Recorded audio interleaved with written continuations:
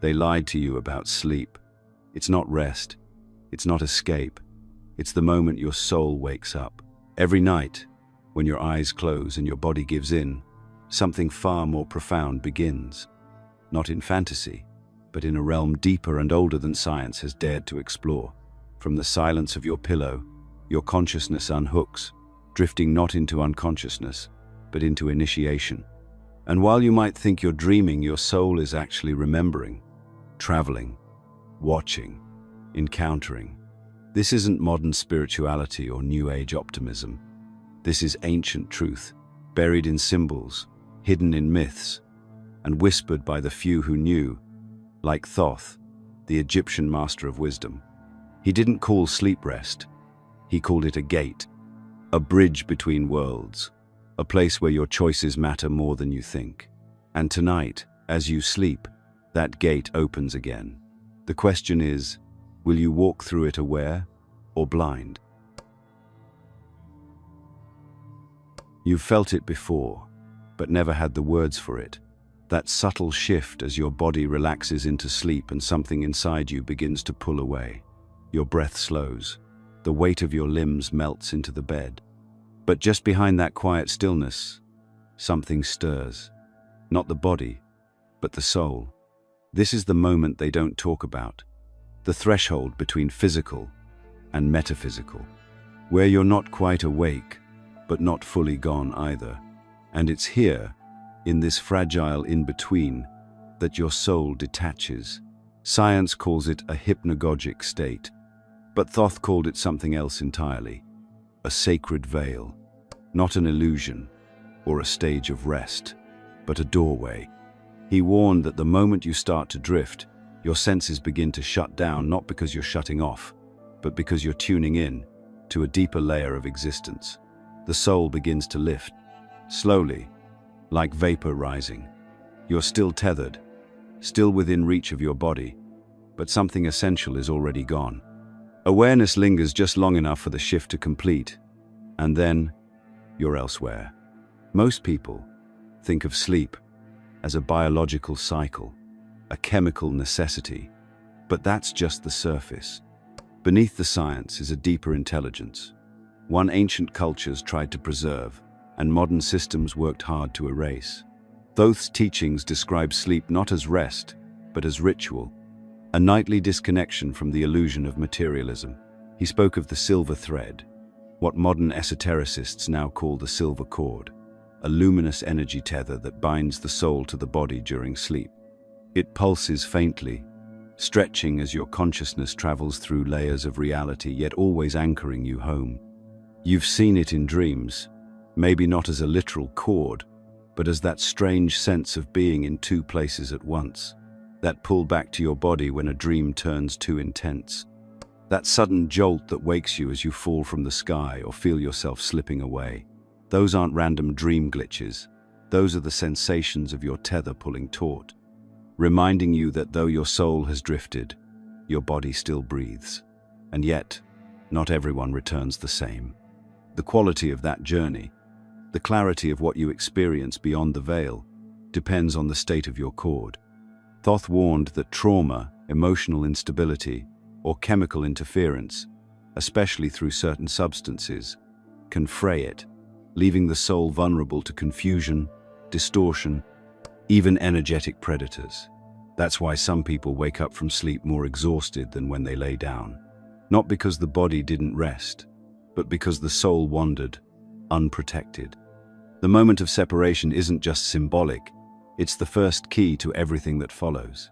Because once you're free, truly free, you don't just drift, you move with purpose. Through spaces that are realer than this one, realms shaped by your energy, your fears, your desires. But if you don't know what's happening, if no one ever told you, then you become a passenger, moved by forces you can't see, manipulated by entities you don't understand. And that's where the danger lies, not in sleep itself, but in ignorance. Thoth wasn't poetic when he warned of what happens beyond the veil. He was specific. He knew that sleep, if unguarded, could become a trap. Not every realm welcomes you with light. Not every being wants you enlightened. Some want you confused, scared, drained, because in the world beyond the veil, emotion is currency, and fear pays well. There's a reason this knowledge was hidden, why priesthoods guarded it, why rituals were used before sleep. Because once you know the truth, you begin to see that every night isn't just an escape, it's a mission. Every time you lie down to rest, your soul prepares to travel, to remember, to fight, to heal. And if you don't prepare, if you don't protect that cord, something else might meet you in your sleep, something that doesn't want you to return whole. Some of this can't be shared here. It's too direct. But that's why we created the Insights Academy, a free, private newsletter where we explore the deeper truths that YouTube censors. Sign up through the link below and you'll also receive a free digital copy of the Kybalion for a limited time only. Because this isn't just about rest anymore. It never was. It's about awakening where the world thinks you're unconscious. It's about choosing to see what others miss. And now that you know about the moment of separation, the next question is, where do you go once you're out? Once you cross the veil, the world behind your eyelids doesn't dissolve into nothing, it expands. What looks like darkness is actually a map, and your soul knows how to read it, even if your conscious mind has forgotten. Thoth spoke of this not as metaphor, but as spiritual geography. You don't just fall into dreams, you travel through realms, structured spaces, layers of reality more ancient than any civilization, and more personal than any thought you've had in waking life. And your journey through them is not random. It's precise, reactive, and shaped by the energy you carry. The first realm is the etheric. Here, the landscape mirrors your waking world, but bent, distorted, and often glitched. Streets look familiar but lead to impossible places. Faces morph, timelines collapse, and buildings shift as though pulled from memory and molded from clay. This is not madness. This is the etheric plane, the closest layer to the physical world. Your soul passes through it first, like moving through fog at the edge of a forest. It's a place of echoes, fragments of waking life, leftover thoughts, and energies that haven't fully cleared. It can feel dreamlike, but make no mistake, it's real. The same way a shadow is real. And if you're emotionally charged, angry, afraid, or overwhelmed, you'll shape this realm around you without knowing it. Beyond that lies the astral plane. This is the dream world most people know, even if they don't understand it. Here, thought and emotion don't just influence the environment, they build it. If you're scared, the sky darkens. If you're joyful, light radiates from nowhere. Every figure you meet here, every place you visit, is shaped by both your consciousness and the shared energetic space of countless others. Because yes, you are not alone here. Others walk these paths too. Souls, entities, fragments, and forces, some benevolent, some deceptive, and some entirely neutral. It's a realm of creation and manipulation, a training ground, a trap, a mirror, and for the untrained it's easy to get lost. Most never go further than this. But if your soul is stable, your cord strong, and your intention clear, you may reach the higher mental plane. Few speak of it, because few remember visiting it. But it's here that true insight lives. The teachings of masters, the healing of lifetimes, the records of everything your soul has ever experienced. This is where Thoth directed initiates, to the Akashic records. Not some cosmic library in the clouds, but a realm of pure knowing, a vibrational field where all experience is stored, and where your soul, if aligned, can access information far beyond your years. These three layers, the etheric, the astral, and the mental, aren't separate locations but vibrational tiers. You don't travel to them like countries, you ascend through them like frequencies. And depending on how you enter sleep, your mood, your clarity, your energy, you may rise or sink. A heavy heart weighs you down to distorted dreams and confused landscapes. A calm mind, or one trained through lucid awareness, can rise above noise and illusion. This is why every ancient tradition, from the Egyptian initiates to Tibetan dream yoga, treated sleep as sacred practice, because your energy is the passport, your thoughts, the compass. Thoth warned that the most dangerous thing wasn't entering these realms, but doing so unconsciously. When you enter unaware, your soul reacts automatically, projecting unresolved emotions, drawing in reflections of your deepest fears. And worse, you become vulnerable to what waits in the lower astral. Energies that don't want your awakening, beings that thrive in chaos and confusion, feeding off the frequencies of fear, lust, and despair. Every time you enter sleep without intention, you gamble with which realm you'll land in, and who or what might greet you there. But don't let that frighten you. Let it sharpen you. You are not powerless in these realms. In fact, you are more powerful there than here, if you remember who you are. The soul is not bound by gravity, time, or space. It moves through layers that modern science barely acknowledges and ancient teachings only hinted at. And once you know what these realms are, you can begin to take conscious control. Not to dominate, but to learn, to heal, to observe clearly, and act with purpose. Because every night, whether you remember it or not, your soul steps through these thresholds. You're not drifting, you're navigating. And those subtle impressions you carry into your morning, the mood you can't shake, the image that lingers, the emotion that has no explanation, they're remnants, clues from places your waking self can't yet comprehend. But now you're remembering. You're seeing that the architecture of sleep isn't chaos, it's code, a structure, a system. And with that understanding, you're ready to see what else waits in those spaces. Because not everything in the astral is built by you. Some things are already waiting. There's a reason some nights feel heavier than others, why you wake up exhausted, disturbed, or with an ache in your chest you can't explain. It's not random, it's not just stress. Something happened while your body was asleep, and if you've ever had a dream so vivid it lingered for days, or a nightmare so intense it felt orchestrated, it likely wasn't a dream at all. It was contact. Thoth didn't only speak of higher realms. He issued warnings, clear, chilling, and deliberate. Not all that exists beyond the veil is benevolent. Just as there are masters and guides in the higher mental plane, there are parasites in the lower astral, beings that sense your energy as a resource. Creatures that don't attack with claws or fire, but with emotion, because your emotions are their food. Fear is their favorite. But anger, shame, confusion, lust, and despair all feed them, and the astral plane is crawling with them. These entities don't need to chase you. They provoke. They embed themselves in the environment of your dreams, morphing into characters, scenarios, or sensations that pull you into emotional reactions. Have you ever been in a dream where everything suddenly became warped, malevolent, or terrifying, and then just as quickly shifted again? That's not a natural fluctuation. That's interference, a hijacking. Your subconscious is the theater, but something else wrote the script that night. Ancient traditions knew this. They described beings that live in the energetic layers surrounding Earth, bound not by physical form but by frequency. In the Egyptian texts, they were sometimes called devourers, sometimes tricksters, but always manipulators of perception. Their goal is simple: trigger reaction, harvest energy, repeat. It's a cycle they depend on, and you fall into it every time you enter sleep with unresolved emotion or no spiritual protection. The less aware you are of the rules of the astral, the more easily you can be manipulated within it. One of their favorite tools is deception.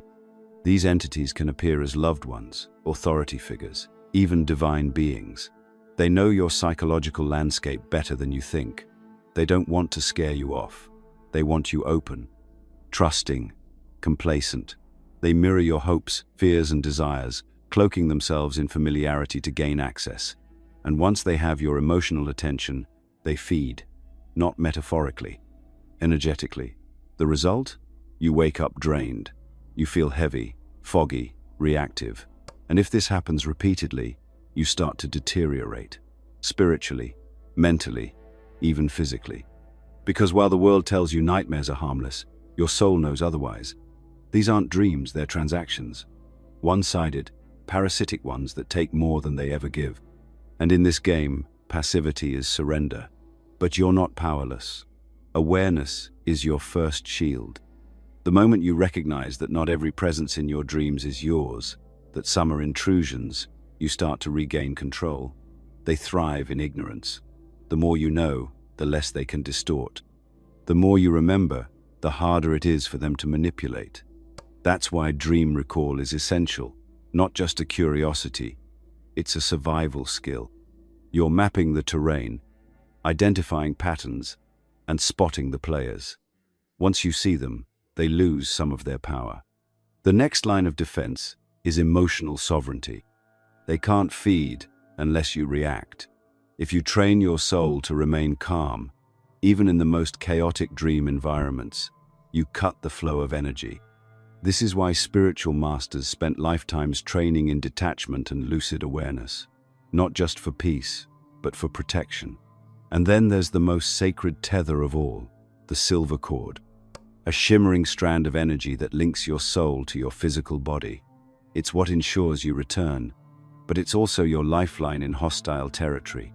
When weakened by trauma, addiction, extreme emotional distress, it flickers. And in that flicker, these entities grow bolder. That's why maintaining spiritual and emotional integrity while awake directly impacts your protection while asleep. The stronger the cord, the safer the journey. Thoth didn't issue these warnings to scare. He did it to prepare. Because sleep isn't a neutral space. It's a multi-dimensional arena where sovereignty must be claimed, not assumed. Pretending the dark doesn't exist doesn't make you safer. It makes you easier to target. But if you walk into these realms aware, grounded, lucid, intentional, you stop being prey. You start being something else entirely, a soul awake in a world built for sleepers. And when that happens, the parasites can't touch you. They'll try. But light that knows itself can't be eaten. You've heard the phrase, hanging by a thread. It's more literal than you've been told. Because every night, when your soul exits your body and drifts through unseen realms, that thread is what keeps you alive. It's what brings you back. It's called the silver cord, and it's real.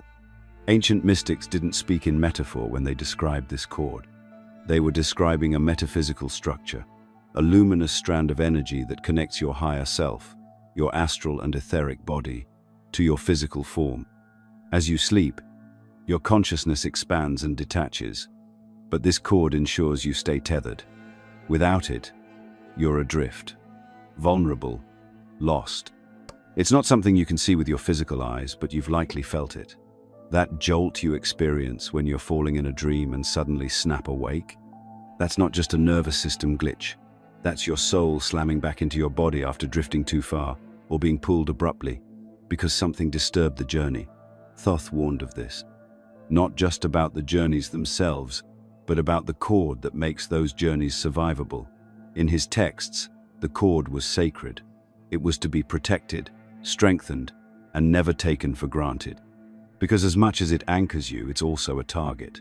Low-frequency entities, energetic parasites, and even the fragmented fears of your own subconscious can attempt to sever or weaken this tether. And if it's damaged, the consequences ripple into waking life. The silver cord responds to your emotional and energetic state. It thrives in clarity, peace, spiritual awareness. But when your life is weighed down with unresolved trauma, addiction, heavy emotions, or psychological fragmentation, the cord begins to fray, subtly at first. You'll start to notice it. You'll wake up more tired, disoriented, disconnected from yourself. Vivid dreams will vanish the moment you open your eyes. Or worse, you'll carry their heaviness into your day without knowing why. That's not poor sleep. That's your soul struggling to reintegrate. Because the bridge is weak. Substances especially, alcohol, certain drugs, even some pharmaceuticals, create holes in your energetic field. They don't just blur your waking perception. They interfere with your ability to navigate the dream realms and return intact. This is why ancient initiates were so disciplined with their diets, their emotions, their thoughts. It wasn't superstition. It was survival. A strong cord doesn't just keep you connected, it empowers you to explore further, go deeper, and come back with wisdom instead of wounds. Some people never fully come back. They wake, but something's missing. A sliver of themselves still caught in a dream. We call it brain fog, dissociation, fatigue, but often it's soul displacement. The deeper the wounds, the harder it is for the soul to reintegrate cleanly. This is how spiritual trauma accumulates, not in grand explosions, but in thousands of small leaks. A weak cord lets energy seep out, night after night, year after year, until there's a dullness that never quite lifts. But here's what they never told you: the cord can be strengthened. Meditation isn't just for peace, it's a recalibration tool. When you train your awareness to rest in the breath, in the stillness, you anchor your consciousness in your body with intention. You draw the cord back into coherence. Breathwork does the same. Every inhale nourishes the link. Every exhale clears debris. Visualization helps too. Imagine the cord, bright, silvery, pulsating with life. See it tethered to your spine, your crown, your heart. Make it real in your inner world, because that's where it truly exists. Attention feeds energy. What you honor strengthens. Protection rituals aren't old-fashioned either. They're essential. Whether it's prayer, sacred geometry, salt baths, crystals, or mantras, the point is to purify your field and signal to the unseen. This space is guarded. That signal resonates outward.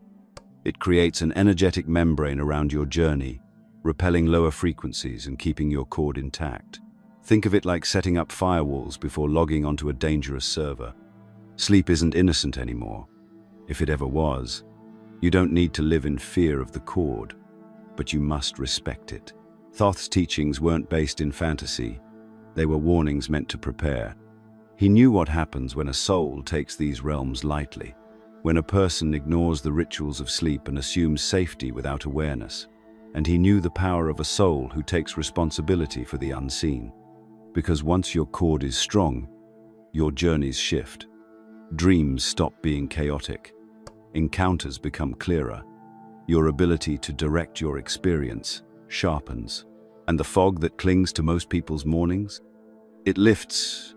You begin to wake up differently, more present, more grounded, more whole. And that's when real learning begins. Because a strong cord isn't just a lifeline, it's a bridge to everything the soul came here to remember. Lucid dreaming isn't new age fluff. It's not a hobby. It's not escapism. It's ancient, sacred, and for thousands of years, it was considered a rite of passage, a test, a way to determine who was ready to cross the threshold of unconscious sleep and step consciously into the invisible realms. Because in those realms, awareness is power, and passivity is a liability. The moment you become lucid in a dream, something profound happens. You step out of being a passive receiver of dreams and become an active participant in the architecture of non-physical reality. You realize that the laws of waking physics don't apply. Walls bend, gravity dissolves, time loops and rewinds. You begin to feel what it's like to operate without the constraints of the body or the programming of the world. But more importantly, you start to remember. Not just remember dreams, but remember yourself, your essence, your soul. This was the purpose of initiation through lucid dreaming in ancient temples. It wasn't to entertain or escape, it was to confront. The lucid state reveals what you truly believe beneath the surface.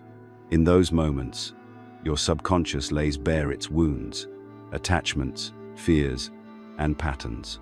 The symbols are personal, the messages are direct, and your reactions, they show you where you're free and where you're still imprisoned. Thoth didn't just hint at these practices, he embedded them into the structure of Egyptian temple rites. Candidates were guided into deep sleep states inside pitch-black chambers, surrounded by sacred geometry and symbols meant to stimulate consciousness. Priests knew the real teaching didn't happen while you were awake. It began when your body slept and your soul was guided through trials crafted not with words, but with energy, vibration, and sacred intention. Lucid dreaming was the test of a prepared mind. Could you stay conscious while the veil dropped? Could you remember who you were while surrounded by illusions? If you've ever become lucid in a dream, you know the feeling. It's electric. The moment of realization, I'm dreaming. The environment becomes crisp, hyper-real, almost more vivid than waking life.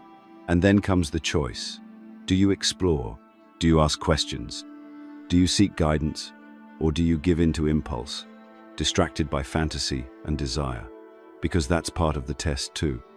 The astral is filled with lures, scenes designed to trap you in loops, keep you distracted, prevent you from asking the real questions. That's why lucidity is more than awareness. It's responsibility. Once you realize you're dreaming, you have access to teachers, guides, and symbols that speak directly to your soul. You can call for insight. You can request healing. You can face aspects of yourself you've been avoiding for years. You can relive past life memories, unlock repressed emotions, even view probable futures if your clarity is strong enough. But you only get what you're ready for. And most people, trained by entertainment to seek only pleasure, squander their lucid moments. They fly around. They summon lovers. They manipulate the dream for fun and wake up unchanged. That's not initiation. That's distraction. Thoth warned about this too. The lower astral realms are littered with mirrors, reflections of your own unchecked desires. They keep you occupied, disoriented, and emotionally drained. But pass through them with purpose, and something changes. You enter the higher planes, the temples of light, where knowledge isn't given in words, but in impressions, downloads, visions, where spiritual truths are encoded in the structure of the environment itself. This is why, in many mystery schools, the ability to lucid dream consistently wasn't just respected, it was required. It meant your awareness had matured. It meant you could be trusted with knowledge others would abuse. Lucid dreaming became a map to the soul, a training ground, a rehearsal for conscious death and rebirth.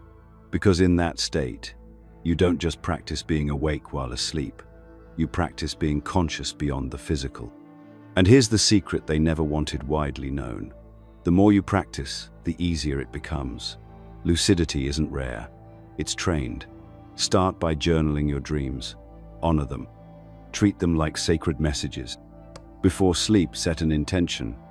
Not just, I want to be lucid, but I want to receive what my soul is ready to show me.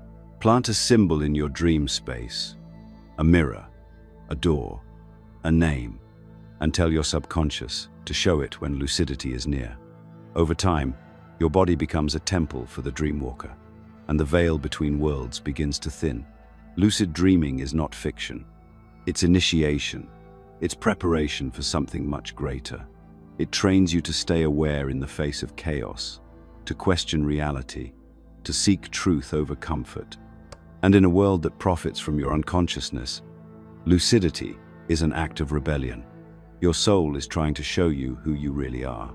The question is, will you wake up before you wake up? What if the war for your soul isn't being fought on the battlefield, but in the quietest hours of your night? While your body lays still, while your eyelids close, while the world assumes you've slipped into rest, something else is happening. Not a dream, not a fantasy, but a battle. Because sleep has never been neutral, and now, more than ever, it has become contested territory. Thoth warned of this. Encoded in his teachings are not just poetic myths, but urgent transmissions. He spoke of watchers, deceivers, beings that prey on the unawakened soul as it travels. He didn't speak in riddles for the sake of mystery. He had to hide truth in plain sight because humanity wasn't ready to hear it. But now we are. And the truth is this: the war for consciousness doesn't begin when you're born or end when you die. It wages every night in your sleep. For those who remain unaware, sleep is just a blur. Disconnected images, strange emotions, maybe a few fragments of memory. But for those who are beginning to remember, something else becomes obvious. Many of your dreams are not random. They are contact. interference, manipulation. They are engineered to extract your energy, alter your beliefs, and keep your soul looping through low-frequency patterns. Think about your nightmares. How often do they involve running, falling, being chased, or losing control? Those aren't metaphors. They're engineered experiences, designed to trigger fear, anxiety, helplessness. Because in the astral, emotional energy is currency, and the darker forces feed on it like predators. Some call them astral parasites. Others refer to them as archonic forces, lower dimensional beings, or thought form entities. Whatever the name, the function is the same. They seek to hijack your awareness while you sleep and drain you of your light. This is why you sometimes wake up more tired than when you went to bed. It's why some mornings you feel confused, ungrounded, or heavy, as if something clung to you during the night. It's not your imagination, it's energetic residue. And it often means your soul was intercepted mid-journey. But not all forces you encounter in sleep are parasitic. Some are protective. There are also guardians, ancestors, guides, and teachers, light beings who assist your evolution and defend your path when you are vulnerable. These forces speak in signs, symbols, and feelings of safety, even when the dream is intense. But here's the catch. Your vibrational state acts like a magnet. You don't just visit any realm, you resonate into one, which is why your emotional, mental, and spiritual hygiene before sleep is critical. Fall asleep in a state of fear, and you open doors. Enter sleep with intention, and you shield your field. And here lies the truth no one wants to admit. Sleep is no longer safe by default, because the collective awakening of humanity has accelerated. More people are becoming lucid, more are remembering who they are, and more are activating gifts that lie dormant in the higher realms. And with that awakening, the opposition intensifies. The system, spiritual, cultural, technological, thrives when you remain unconscious.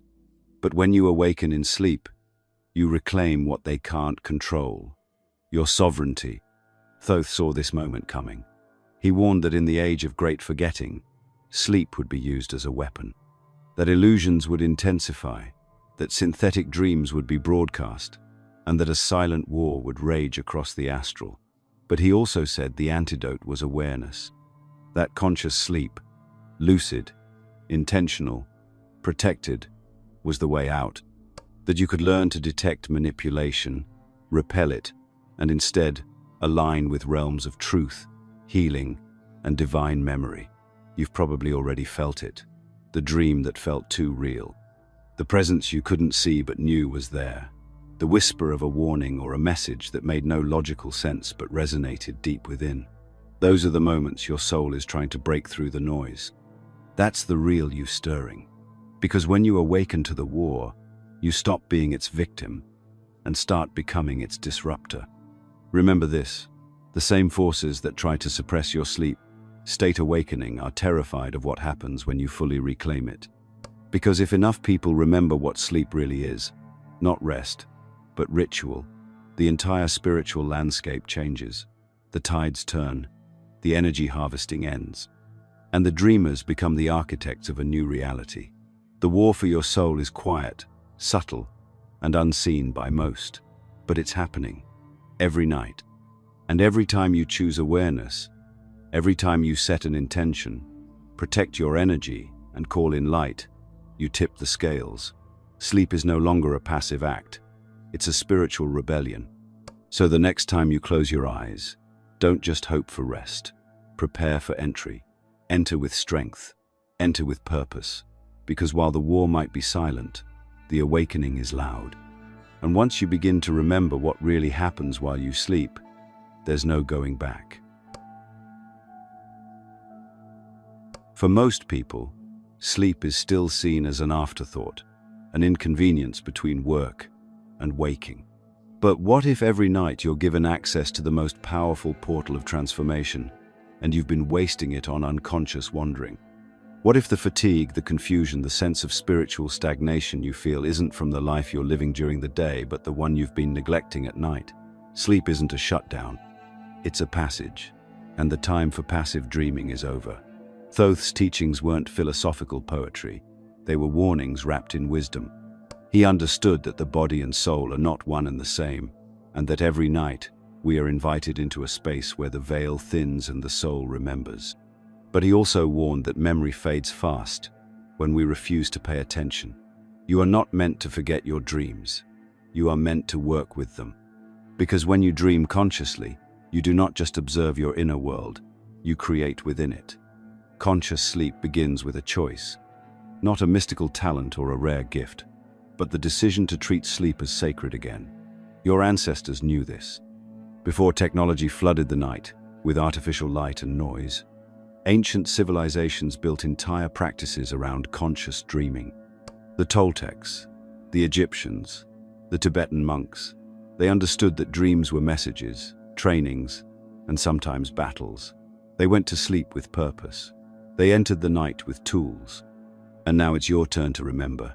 The moment you start asking questions like, "Where am I going tonight?" or "What is my soul trying to show me?" you shift your energetic posture.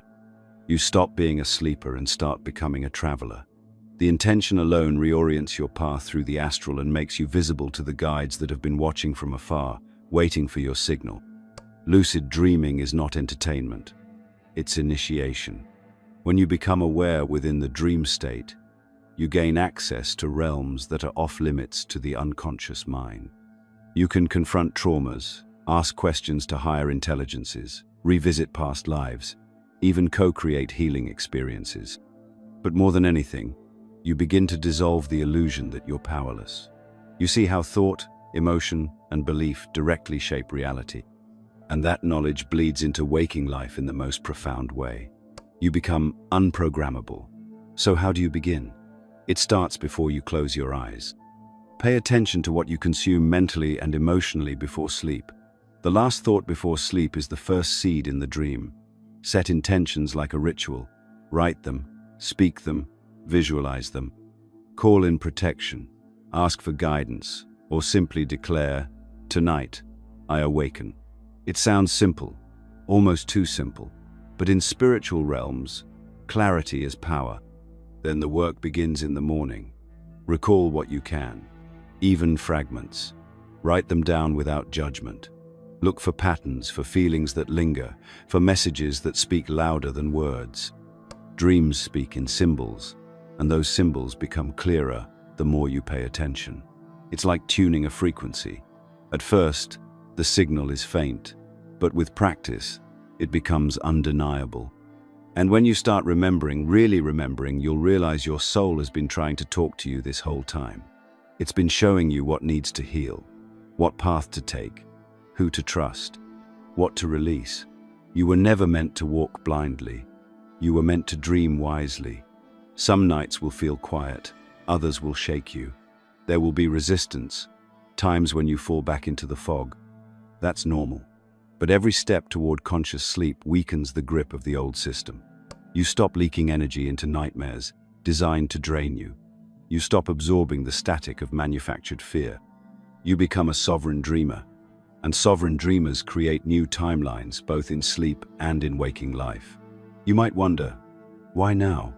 Why has sleep become such a vital battleground? Because awakening isn't just happening on Earth, it's happening in the other realms too. And your soul is being called not to escape them, but to participate. Sleep isn't just a gift, it's a responsibility. A sacred appointment with your higher self, every single night. That's why the stakes are rising. That's why the distractions are louder, the dreams stranger, and the tiredness deeper. It's all resistance to one thing, your remembrance. Because once you reclaim the night, you begin rewriting the day. You're no longer just a participant in the system. You're an initiator of something much bigger. Your soul is not waiting for death to evolve. It's evolving right now, every night. The only question is, are you listening? It's no longer enough to wake up in the morning and simply go through the motions. Once you begin to understand what's truly happening while you sleep, where your soul goes, what it encounters, and why, everything during your waking life must change too. The question isn't just, What happens at night? It becomes, what am I doing with what I've seen? The modern world has sold you a narrow definition of success. Get the job, earn the title, buy the house, chase stability, avoid risk. You're trained to measure your worth by output and appearance, numbers, likes, validation. But if your soul is leaving your body every night, traversing dimensions, touching ancient truths, and then returning empty-handed because you ignore the messages, what is the point? What if real success was never about accumulation, but integration? What you see in the dream state, symbols, beings, fears, forgotten desires, are reflections of the lessons your soul is trying to learn. Sleep becomes a school, a ceremony, and often a mirror. Yet, when you wake up, the world rushes in again with deadlines and dopamine loops, pulling your attention outwards. That's the trap. You are taught to dismiss the inner world as fantasy and cling to the external world as reality. But Thoth warned us long ago, it's the other way around. What you dream, what you feel, what you sense but cannot explain, those are the echoes of purpose.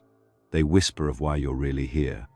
Not just to survive a broken system, but to remember who you were before the conditioning took hold, before fear replaced curiosity, before society told you that your worth lies in productivity and profit. True purpose is soul alignment, and it begins when you dare to examine the content of your inner life with the same seriousness you apply to your bank account or resume. When you stop asking, how can I be successful in their world, and start asking, what does success mean to my soul? You shift from survival to sovereignty, from programming to presence. It's not about abandoning your responsibilities or escaping the world. It's about redefining how you engage with it. Purpose isn't a title. It's a state of being. It's the energy behind your actions, the why beneath your choices. A soul aligned with its purpose can still build, lead, create, and achieve, but from a place of clarity, not comparison. You've already begun that process by remembering what sleep truly is. Every night, you've touched the sacred, and now it's time to bring that sacredness into your day. Let your dreams shape your decisions. Let your soul's messages recalibrate your direction. Start noticing the signs. The way a dream reflects a hidden emotion. The way a passing thought feels like a whisper from something greater. The way synchronicities follow after deep sleep. These are not coincidences, they are guidance. The illusion of separation between night and day, spirit and body, purpose and routine, is what keeps people lost. But you've pierced that illusion. You've seen that the soul doesn't clock in and out like a 9 to 5. It's active, aware, and always calling you home. And now, it's time to answer. Redefining purpose means redefining power. It means recognizing that power is not control, domination, or wealth. Real power is awareness. Power is the ability to choose your response, to follow your intuition, to trust the unseen. The modern world worships control because it fears the unknown. But the ancient world knew better. Thoth knew that surrendering to the mystery was the only way to truly evolve. The systems you were born into thrive on distraction. They want you numb at night and reactive during the day, because a person who doesn't listen to their soul is easy to manipulate. But a person who dreams with intention, lives with awareness, and acts with purpose, that's a threat. That's a leader. That's a creator. And right now, we are entering an age where creators of new realities are desperately needed. Your role in this shift doesn't require fame, perfection, or performance. It requires you to be deeply, wildly, unapologetically you, on purpose. It means trusting that what your soul sees while you sleep is not entertainment. It's instruction, and it deserves your full attention. This is your chance to live a life that feels like truth, not theater. And if you've been feeling the pull, the restlessness, the existential questions, the strange dreams that won't leave you alone, it's because you're being called. Not to a job, a trend, or a title, but to your true mission, remembering, integrating, embodying. Every decision, every boundary, every act of courage becomes part of that purpose. And the more you act in alignment with it, the more your life begins to transform from the inside out. Because when you sleep with intention and live with purpose, you collapse the illusion of separation. You reclaim your timeline, and in doing so, you inspire others to do the same. There is a sacred moment, just before your body releases into sleep, where time feels suspended. You're not quite here, not fully gone. That subtle shift you feel, the gentle falling sensation, is not random. It's a ritual, a cosmic doorway, and it opens every single night without fail. The tragedy is that most people have walked through it their entire lives with their eyes closed. We've been taught to view sleep as biological maintenance, a passive activity, disconnected from who we are or what we seek. But sleep is not silence. It's the most active thing your soul does. And once you see this, you can't unsee it. That dream that haunted you, it wasn't just stress, it was a message. That sudden awakening at 3 a.m. That wasn't just your bladder, it was your soul being jolted back from a realm you weren't ready to face. Every pattern, every symbol, every night, your soul leaves the shell behind and steps into worlds your waking mind can't decode yet. But what if you could learn to decode it? What if sleep became a conscious act, not a passive one? Imagine lying down with intention, choosing to enter the gate with awareness, setting a question in your mind before letting go, what do I need to see? And waking up with an answer not from your thoughts, but from something far older and wiser within you. This is conscious sleep. This is what Thoth knew, not just as theory but as practice. Ancient initiates didn't waste their nights. They trained in the art of dreaming, not for fantasy, but for wisdom, for transformation. They knew that sleep was a portal to divine intelligence, and that awareness within it was a superpower. The moment your eyes close, you're stepping into realms where intention is everything. If you enter with chaos, fear, or mindless distraction, you may wander blindly. But if you enter with focus, with clarity, with reverence, the experience becomes something else entirely. You become not a passenger, but a pilot. And in that state, you can heal emotional wounds, receive sacred guidance, and reconnect with your higher self. This isn't mysticism for mysticism's sake. It's survival. Because right now, while humanity appears to be waking up by day, it is being hunted by night. The soul, untethered and unaware, is vulnerable. There are forces, seen and unseen, that know how to manipulate the unguarded. Every night, your emotional state is scanned. Your frequency is assessed. Your fears are tested. And if you sleep unaware, you bleed energy without knowing why. The good news? You're not helpless. You're powerful beyond belief. But that power is wasted if you never claim it, if you never direct it. That's what conscious sleep offers you, the ability to enter the sacred space of the soul with authority, to stand between the worlds and choose, not just to dream, but to direct the dream. Start small. Before bed, clear your space, cleanse your mind, set your intention, ask a question, hold gratitude, protect your frequency like you would your home. You wouldn't leave your front door open at night, would you? Then why leave your energetic door wide open? There's no guru required, no doctrine, just willingness, just awareness. The moment you decide that your sleep is sacred, it becomes sacred, and the journey shifts. You'll begin to remember more, feel more, know more. You'll wake up not just rested but realigned. Thoth's final warning wasn't just about danger. It was a challenge, a call. He knew we would come to a time where distraction would rule, where truth would be buried beneath comfort, where sleep would be the last untouched temple. And in that temple, each of us would have to face a choice, to enter blindly or to enter awake. You already feel it.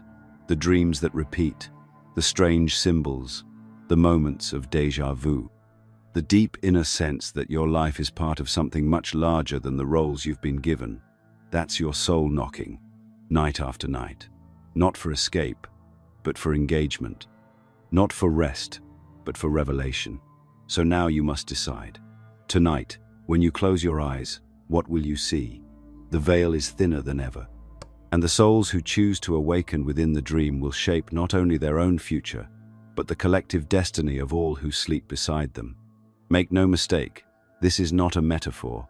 This is an initiation, a remembering, and the path begins now. Go to the description and sign up to our free newsletter, Insights Academy. There, we dive into everything we couldn't say here, and more. You'll also receive your free copy of The Kybalion, a forgotten text that holds the blueprint of these truths. Don't miss this. Your soul didn't find this by accident. If this video resonated with you, let us know by commenting, "I understood it."